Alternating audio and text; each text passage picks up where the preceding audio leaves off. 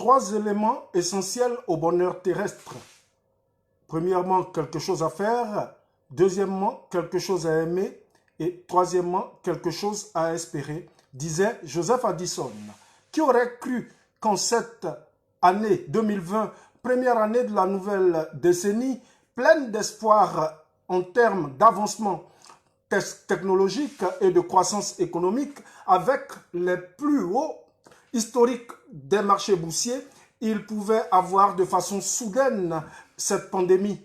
Le monde est plus développé à travers Internet, à travers les réseaux sociaux, à travers Facebook, à travers YouTube, à travers Instagram, Snapchat, TikTok, LinkedIn et autres.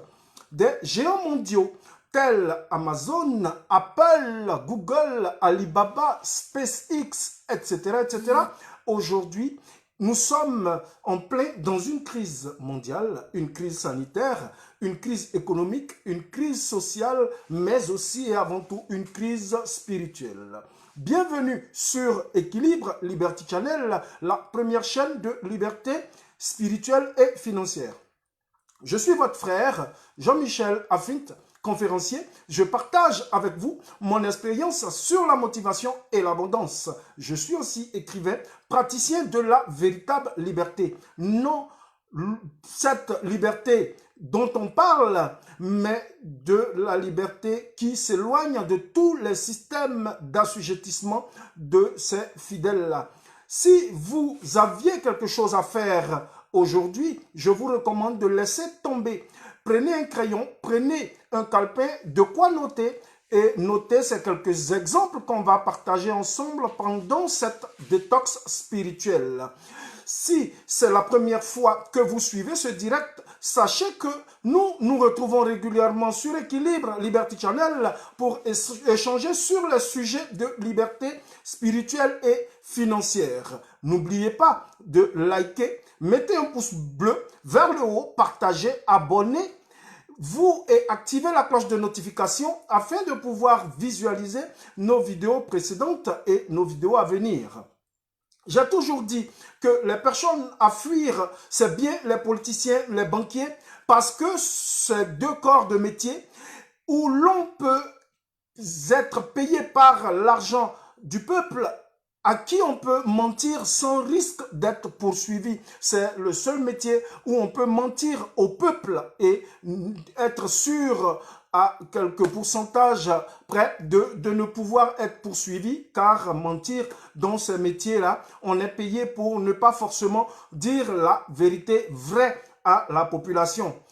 À eux, aux banquiers et aux politiciens, je voudrais ajouter les pseudo-serviteurs de Dieu. Je dis bien pseudo, des serviteurs de Dieu. On griffe les pseudo-pasteurs, les pseudo-prêtres, les pseudo-imams et les gourous de toutes ces sectes et autres lieux spirituels. Nous, sur Équilibre, nous parlons de croyance, nous parlons de foi en Dieu, en l'éternel, mais aussi en nous-mêmes et en ce en quoi nous avons cru et ce en quoi nous avons mis toute notre affection, notre pensée, parce que nous estimons que cette croyance en Dieu-là, elle peut nous ouvrir les portes et elle peut nous donner, pourquoi pas, le mindset nécessaire et cette intelligence pour pouvoir avancer dans tout ce que nous allons entreprendre.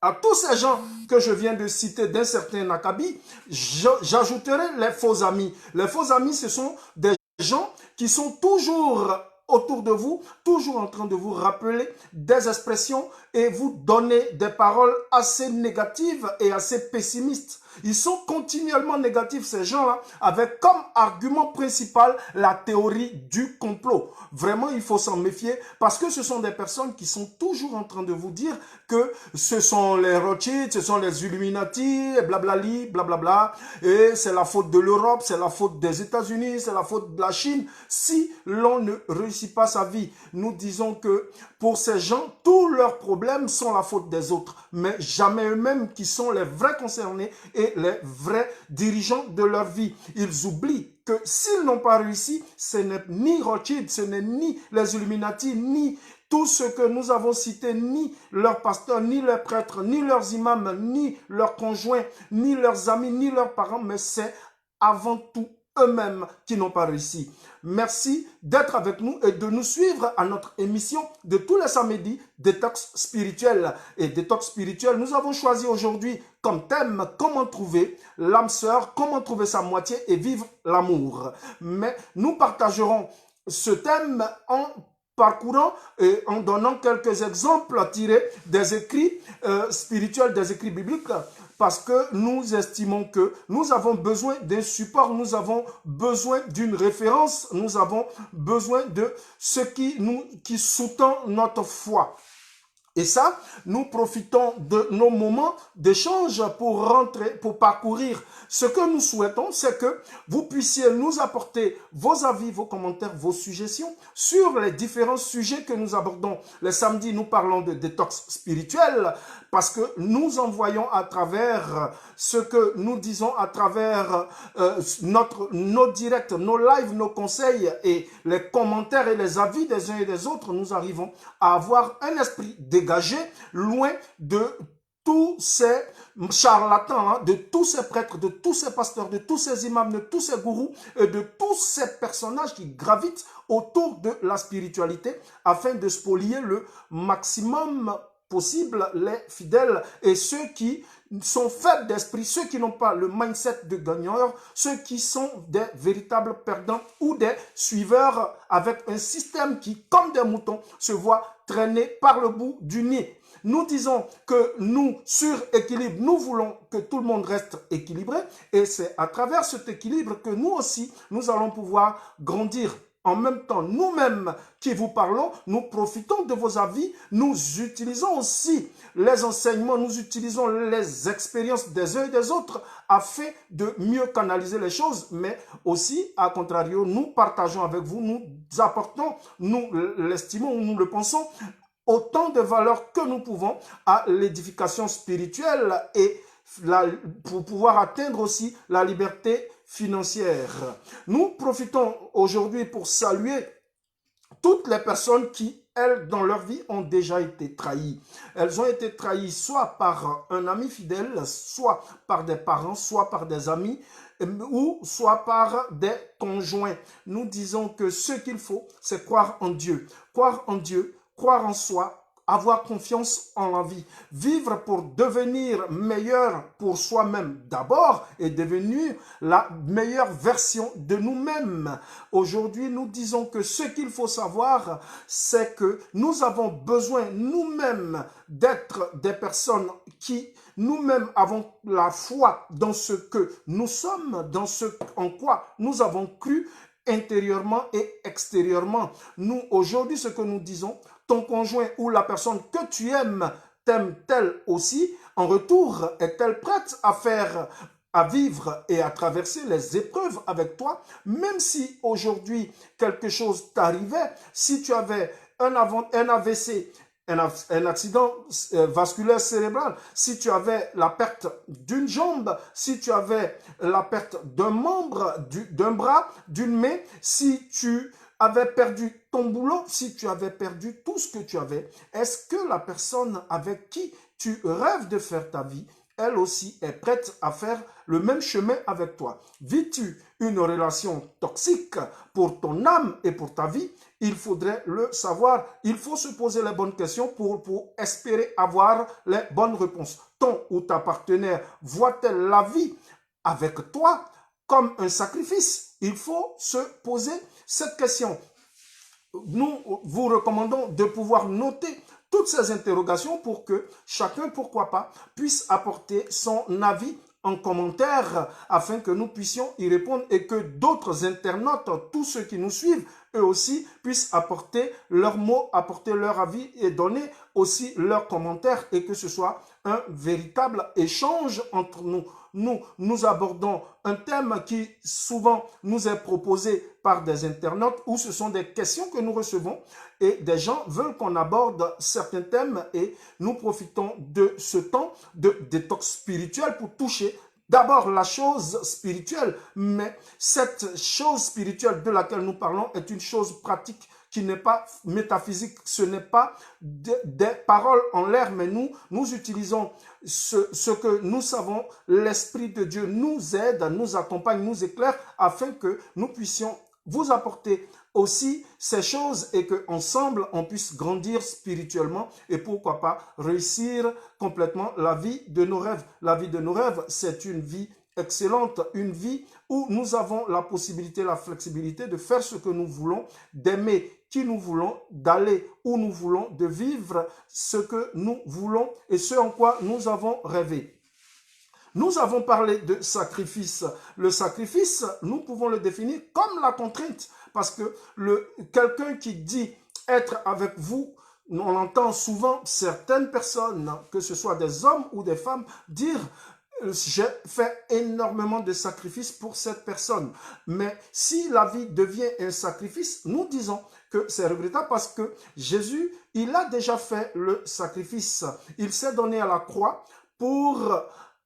comme victime expiatoire pour nous libérer du péché, pour nous éloigner de la mort. Cette mort spirituelle qui nous fait stagner et qui ne nous permet pas de pouvoir éclore. On peut être dans la société parce que ce que nous pouvons dire, c'est qu'on peut être dans la société, on peut paraître gai, on peut paraître riche alors qu'on ne l'est pas vraiment. Mais ce dont nous parlons, c'est la véritable liberté, une liberté qui est d'abord spirituelle, qui devient financière, qui devient matérielle, qui devient aussi sociale. C'est toute cette connaissance de Dieu et tout cet esprit saint-là, il va nous apporter une certaine sainteté. Non sainteté pour être des êtres comme des anges, mais être des humains faits à l'image et à la ressemblance de Dieu, mais vivre véritablement conformément à nos valeurs, à tout ce que nous avons eu comme éducation spirituelle, d'abord comme éducation familiale et comme éducation sociale, professionnelle et j'en passe. Aujourd'hui, ce qu'il faut comprendre, c'est que la contrainte dont nous parlons, de ce que la majorité des conjoints disent qu'ils passent du temps avec leurs conjoints, avec leurs partenaires, avec leurs époux, avec leurs épouses, et ils estiment que le temps passé avec ces personnes est un sacrifice. Mais si tel est que c'est un sacrifice, la question qu'il faut se poser, est-ce que c'est un sacrifice et c'est une contrainte sociale, c'est une contrainte physique, c'est une contrainte matérielle ou c'est une contrainte financière. Quand quelqu'un dit qu'il a fait des sacrifices, ça veut dire qu'il a accepté des choses malgré lui. Alors que nous estimons que l'amour, c'est la liberté d'être heureux et de vivre heureux avec quelqu'un. C'est ce partage-là qui permet de pouvoir vivre et avoir la paix, avoir la tranquillité et pouvoir faire toutes les choses et les choses bonnes de la vie. Cette contrainte, ce sacrifice dont plusieurs personnes parlent, c'est complètement le contraire de l'épreuve qui se gagne en équipe. Parce que le sacrifice, il est personnel. Alors que nous disons que pour une vie, lorsque nous sommes avec l'âme sœur, lorsque nous sommes avec notre moitié, la vie que nous passons avec cette personne n'est pas une vie de contrainte, ce n'est pas un sacrifice que nous faisons, mais c'est plutôt des épreuves que nous traversons ensemble avec cette personne, comme si nous étions dans une véritable équipe, comme si nous étions des partenaires, comme dans le sport, c'est la même chose dans la vie. Lorsque nous avons un conjoint, lorsque nous avons un partenaire, lorsque nous avons un époux, une épouse, un mari ou une femme, comme vous le voulez, la vie à deux ne doit pas être une vie de sacrifice, mais plutôt une vie où nous avançons ensemble. Le couple, en réalité, c'est deux personnes qui ont décidé de marcher, qui ont décidé d'unir leur âme, leur corps et leur esprit dans une seule vision. Donc, ce que nous comprenons, c'est curieux que la majorité de personnes avec lesquelles nous échangeons, qui ont des problèmes affectifs, qui ont des problèmes de foyer, qui ont des problèmes de couple, ils soient très souvent en train de nous dire, si tu savais le sacrifice, si tu savais ce que j'avais subi, si tu savais que j'étais là parce que je n'avais pas le choix. Nous disons que ça, ce sont des choses que nous, avec lesquelles nous prenons ce genre de choses avec beaucoup de pincettes, mais lorsque nous entendons ces personnes-là, nous les encourageons à prendre une décision, et une décision qui soit une décision juste, qui soit une décision vraie. Plutôt, nous disons que ce qu'il faut éviter de faire, c'est de voir la vie avec l'autre, non comme ce qui nous permet d'être à l'aise, d'être heureux, de vivre en paix et en harmonie avec nous-mêmes et avec le conjoint et le partenaire, mais plutôt que de penser que cette vie à deux est un sacrifice que nous faisons, alors que la vie, elle ne doit pas être ce sacrifice que nous faisons, parce qu'il y avait un sacrifice expiatoire. Ce seul sacrifice, il a été fait, et nous n'avons plus besoin de sacrifice, mais plutôt à traverser les épreuves avec beaucoup de cœur, beaucoup d'abnégation, beaucoup de courage et beaucoup de perspicacité. Deux personnes vivent ensemble, normalement, elles vivent l'une pour l'autre. Mais aujourd'hui, la question qu'il faut se poser pour savoir est-ce que la personne avec laquelle vous avez décidé de vivre ou que vous vivez, est-ce qu'il y a une véritable osmose entre vous? Est-ce que vous vivez en parfaite symbiose avec votre conjoint ou avec votre partenaire? La Bible, dans Genèse 2, verset 18, dit ceci: c'est pourquoi l'homme quittera son père et sa mère et s'attachera à sa femme et ils deviendront une seule chair. Une seule chair, ça veut dire une seule personne. Ça veut dire que ces deux entités qui viennent de deux univers différents, qui viennent de deux familles différentes, vont s'unir et ensemble, ils ne seront plus deux personnes, mais ils seront une seule et unique personne. Marc 10, verset 7 à 8 dit, c'est pourquoi l'homme quittera son père et sa mère et s'attachera à sa femme. Au verset 8, il dit, et les deux deviendront une seule chair. Ainsi, ils ne sont plus deux, mais ils sont une seule chair. Dans la version français courant, c'est mis, ils deviennent une seule personne. Personne spirituelle, même si c'est deux personnes physiques, mais ces deux personnes-là, ensemble, lorsqu'elles s'unissent, lorsqu'elles décident d'aller ensemble, elles deviennent une seule entité, elles deviennent une seule personne. Si donc deux personnes ensemble s'unissent et deviennent une seule chair, ils deviennent une seule personne, d'où vient-il que nous entendons très souvent ces récriminations? Quel sacrifice j'ai fait? Il ne doit certainement pas avoir de sacrifice, mais plutôt il doit avoir une harmonie, il doit avoir une symbiose, il doit avoir une parfaite osmose entre les deux partenaires afin que ceux-ci marchent dans la même vision pour atteindre des objectifs communs qui puissent leur permettre de vivre en paix et de vivre la vie de leurs rêves.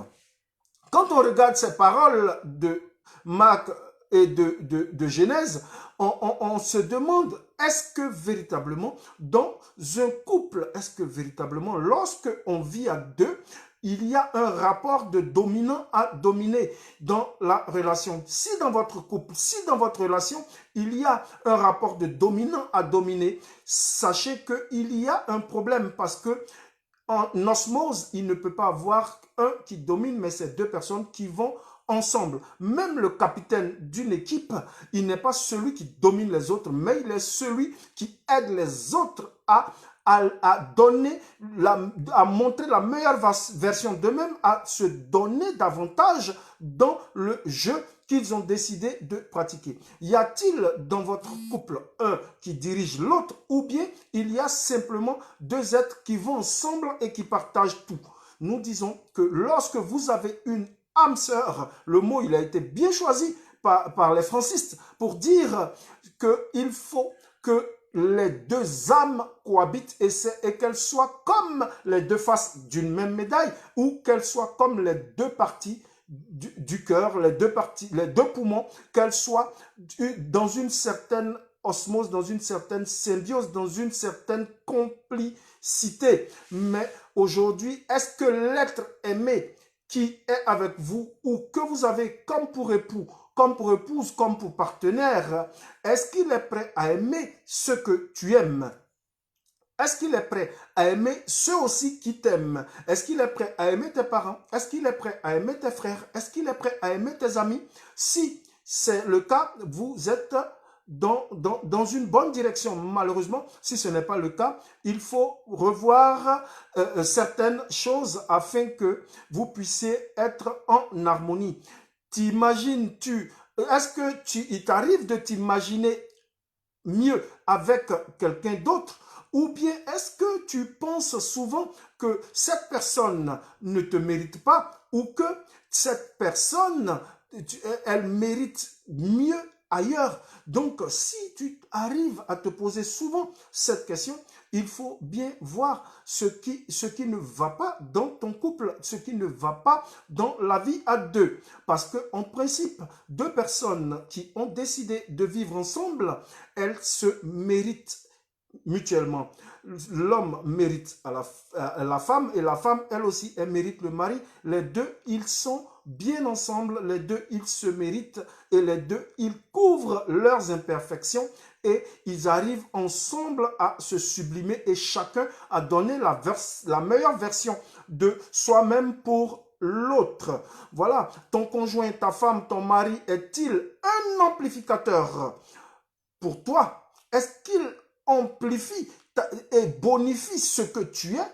Ton conjoint est-il un booster ou plutôt un frein à la meilleure version de toi-même? Il faut se poser ce genre de questions. Est-ce qu'il y a un dans votre couple qui est devant et l'autre derrière?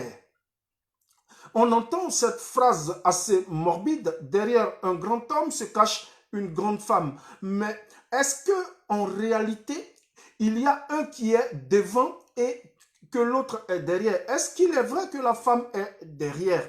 La femme, elle doit accompagner. Elle n'est ni devant ni derrière, mais elle marche avec. Donc, aujourd'hui, ce genre de petites subtilités sont des pièges qui sont tendus par l'ennemi pour que l'homme, souvent, il s'agit des hommes qui souvent pensent qu'ils sont mieux, ils sont meilleurs ou ils sont devant et que la femme doit être derrière plutôt que les deux marchent ensemble. Il y a aussi ce nouveau élan féministe qui fait que des femmes estiment qu'elles méritent d'être devant. Donc, lorsque il y a cette pensée, le couple ou l'âme sœur, elle n'est pas véritablement une âme sœur parce qu'ils deviennent plutôt que des partenaires, des adversaires qui finiront par se combattre. Dans votre relation, vous devez vous poser toujours la question, est-ce qu'il y a un qui est le maître et l'autre qui est l'esclave? Parce que dans cette relation, pour vivre l'amour, pour vivre en parfaite harmonie, en parfaite symbiose, il faille qu'il n'y ait pas un maître et un esclave, mais plutôt deux personnes qui vont ensemble. Les deux sont en même temps leurs maîtres, ils sont en même temps les esclaves, mais il n'y a ni maître ni esclave, les deux. Nous disons que dans cette relation, il n'y a pas le terme esclave qui doit exister, mais c'est la relation de dominant à dominé qui devient véritablement et très vite un problème. Si celui qui généralement est le plus nanti, celui qui pense être le plus intelligent, celui qui pense ou qui estime avoir fait les plus grandes études ou qui a les relations les plus importantes, pense que c'est lui qui est le maître et que l'autre se doit seulement de l'écouter et il n'apprend pas à écouter l'autre, il n'apprend pas à comprendre son partenaire, ce qui devient une sorte de tension naturelle qui naît et qui ne permet pas au foyer, qui ne permet pas au couple de s'épanouir. Ce qu'il faut comprendre, c'est simplement que il faut comprendre que le partenaire est celui qui va sublimer. Et sublimer, c'est faire ressortir ce qu'il y a de magnifique en l'autre. Et là, c'est véritablement contraire à ce que nous constatons dans la majorité des cas, qu'il y ait un qui domine.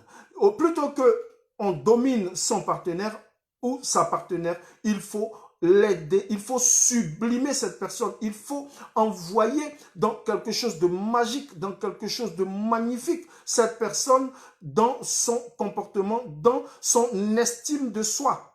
Et c'est ainsi que tu pourras tirer le bénéfice véritable de cette relation, qui soit une relation paisible, qui soit une relation qui marche dans la bonne direction et dans le bon sens du terme. Aimer, c'est se bonifier soi-même d'abord et aider l'autre à se bonifier davantage.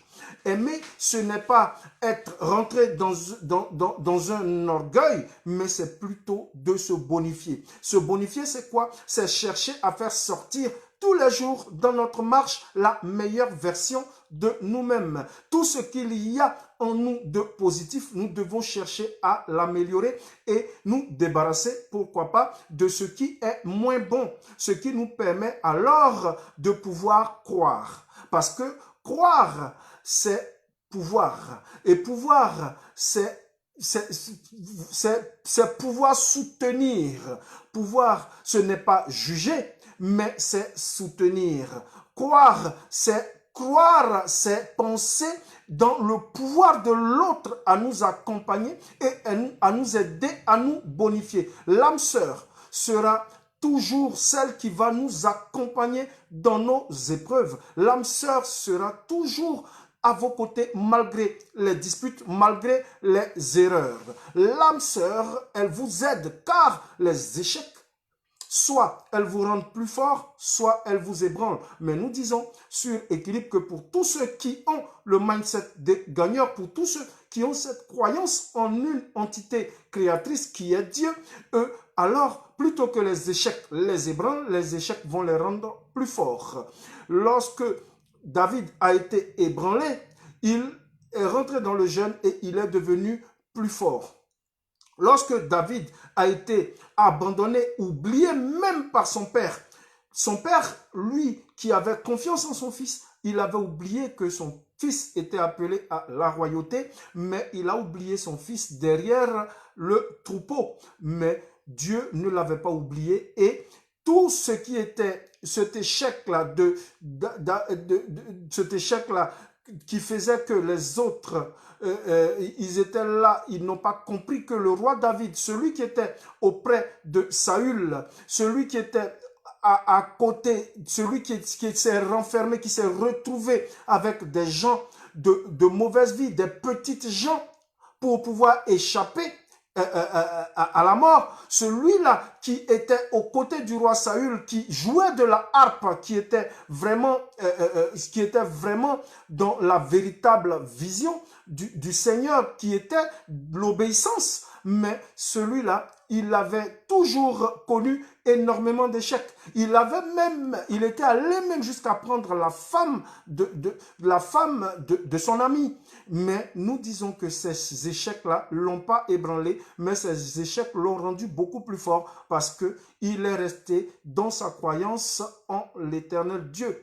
Nous savons que aujourd'hui, ce que vous devez comprendre, c'est que nous n'avons que 24 heures tous. Mais 24 heures, ça équivaut à un jour. Mais dans un jour, nous n'avons que 8 heures pour rester avec ceux que nous aimons. Parce que nous allons passer au minimum 8 heures à dormir pour ceux qui dorment beaucoup. Et nous allons avoir 8 heures pour travailler et c'est seulement les 8 heures restantes que nous allons passer avec l'être aimé. Donc, ça veut dire que nous n'avons pas le temps. Dans 24 heures, nous n'avons pas suffisamment de temps pour rester avec l'être aimé. Parce que il y a les épreuves de la vie à traverser. Il y a le travail, il y a la profession, il y a tout ce que nous devons faire comme tâche quotidienne. Donc, nous disons que ce qu'il ne faut pas faire, c'est gaspiller son temps avec la mauvaise personne. Et pour connaître la mauvaise personne, vous verrez que la bonne personne, ce sera celle qui va vous accompagner, qui va vous soutenir malgré les disputes, malgré les erreurs, malgré tout ce que vous allez faire en mal, elle arrivera à surmonter et à continuer à vous soutenir.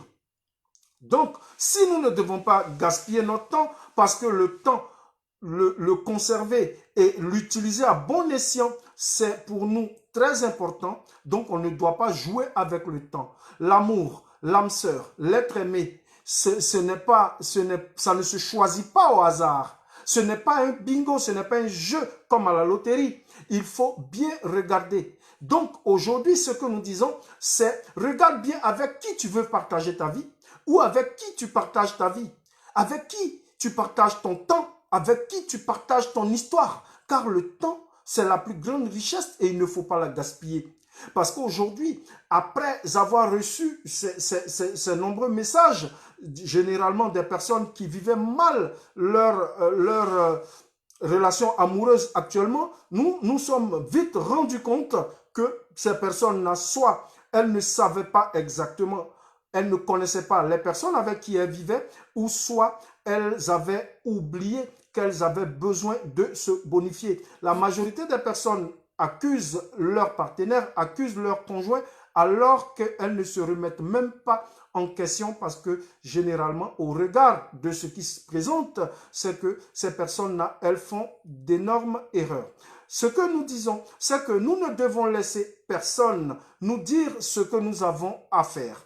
Ne laissez aucun pasteur, aucun prêtre, aucun imam, aucun gourou spirituel vous dire si c'est bien de rester avec telle ou telle personne. C'est à vous de juger, c'est à vous de choisir votre partenaire, c'est à vous d'assumer les épreuves avec la personne que vous aurez choisie. Ne laissez personne vous juger et ne laissez personne critiquer votre choix. Je dis bien les choses, je dis bien personne. Moi, j'assume toujours ce que je dis. Et je vous dis que c'est vous-même qui devez vous juger et non personne d'autre. Car personne mieux que vous ne vous connaît. Personne ne connaît votre vie plus que vous-même. Toutes les personnes qui vous critiquent et que vous écoutez régulièrement et que vous mettez à mal vos relations sont des personnes, n'oubliez pas, que ces personnes-là, elles ne voient ni vos épreuves, ni vos circonstances. Elles ne partagent ni vos douleurs, ni vos blessures, qu'elles soient psychologiques ou spirituelles. C'est vous et vous-même. Et avec cette personne qui partagez toutes ces circonstances, toutes ces douleurs, toutes ces blessures. Donc, je vous exhorte à ouvrir les yeux et à bien regarder. Si toutes les conditions et tous les exemples que je viens de citer, dont je viens de citer quelques-unes, c'est vrai que ce n'est pas une liste exhaustive. Si ces conditions que je viens de citer ne sont pas remplies dans votre vie affective et amoureuse, vous devez vous-même vous remettre en question et méditer, prier encore pour avoir la solution et avoir la bonne direction à prendre. Ce n'est ni moi qui peut avoir la prétention de vous dire avec qui vous devez vivre, ni quelqu'un d'autre. Vous-même, vous devez savoir ce qui est bon pour vous. Vous devez savoir la personne que vous aimez. Ne suis-je, moi, ce que je dis, je ne vous exhorte, chers frères, à ne jamais, je dis jamais, suivre les gens qui font l'apologie de la bêtise. Il y a autour de nous aujourd'hui des gens qui font l'apologie de la corruption, l'apologie de la perversité, l'apologie de la corruption sociale, de la corruption mentale, de la corruption psychologique, matérielle et financière. Chers frères, ce que je souhaite que tu retiennes, c'est ces versets que nous avons donnés, Genèse 18 et Marc 10, verset 7, pour dire que la personne que tu auras choisie, tu quitteras ton père et ta mère pour vivre avec elle et cette personne, vous devez devenir une seule chair. Si vous devenez une seule chair, alors vous partagerez vos circonstances, vos douleurs, vos épreuves ensemble. Et ensemble, vous allez vous sublimer l'un et l'autre. Vous allez faire ressortir ce qu'il y a de meilleur en vous pour votre partenaire. Votre partenaire en fera autant pour vous. Et c'est ainsi que vous allez avoir une vie paisible, une vie stable et une vie amoureuse pleine et épanouie. Vis ta vie, cher frère, comme tu le sens, avec qui tu veux. Deviens la meilleure version de toi-même et apporte de l'amour et de la valeur à ton conjoint, à l'autre et reçois de la valeur et de l'amour de ton partenaire. C'est là la meilleure chose à faire lorsque nous voulons faire ressortir ce qu'il y a de meilleur dans notre partenaire. Si vous donnez de l'amour, vous recevrez en retour de l'amour. Mais si vous donnez autre chose que l'amour, vous recevrez alors en retour autre chose que l'amour. Si vous aimez véritablement ce que nous faisons, si vous aimez les thèmes que nous abordons et si c'est beaucoup plus clair pour vous ou si ce n'est pas suffisamment clair, nous sommes ouverts à la discussion. Nous attendons vos avis, vos commentaires, vos suggestions.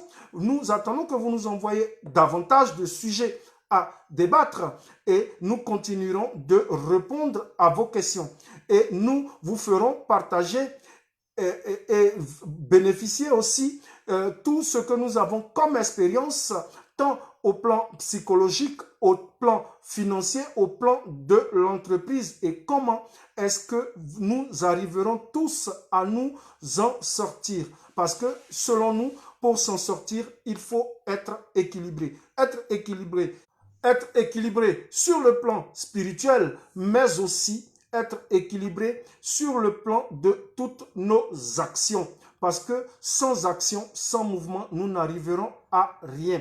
Si vous aimez ce que nous faisons, mettez le pouce bleu vers le haut. Abonnez-vous à notre chaîne Équilibre Liberty Channel. Activez la cloche de notification pour recevoir désormais les détox spirituels. Et les autres jours, nous parlons d'entrepreneuriat, nous parlons d'investissement, nous parlons de tous les sujets d'actualité. Nous disons que seule la croyance en Dieu, seule la croyance en notre vision, la croyance en nos valeurs et en notre mission de vie, conformément à la voie que nous nous sommes tracés, lorsque nous déciderons de nous mettre avec l'être aimé, que nous allons rencontrer quelqu'un, marcher avec quelqu'un, que nous allons choisir nous-mêmes sans nous laisser distraire par tous ces charlatans, par tous ces gourous, par tous ces pasteurs, par tous ces imams qui empestent notre esprit et qui ne nous permettent pas de vivre le plein épanouissement de notre amour, alors nous allons véritablement souffrir. Mais si nous allons dans cette marche, dans cette quête d'amélioration et que nous cherchons chaque jour à faire sortir la meilleure version de nous et de la présenter à notre conjoint, si nous cherchons à apporter de la valeur à l'autre, à l'aider à se sublimer et que nous cherchons à couvrir véritablement les erreurs de notre partenaire pour pouvoir avancer, c'est ainsi que nous aussi, nous allons avoir en retour la dose d'amour que nous aurons donnée. Ainsi, nous serons beaucoup plus heureux. Merci de nous avoir suivis. Merci pour ce temps de détox spirituel. Nous espérons que ce que nous avons partagé et ces quelques exemples que nous avons donnés, des pièges qui font que généralement l'on ne vit pas la paix, l'on ne vit pas en paix, en harmonie, en symbiose et une véritable osmose avec notre partenaire, notre moitié, c'est simplement parce que les conditions d'accompagnement ne sont pas réunies. Si vous avez aimé, merci de bénir l'Éternel et pour nous et pour vous-même, pour vos conjoints. Restez ensemble et vivez la vie de vos rêves. Au revoir, Dieu vous bénisse, à la prochaine.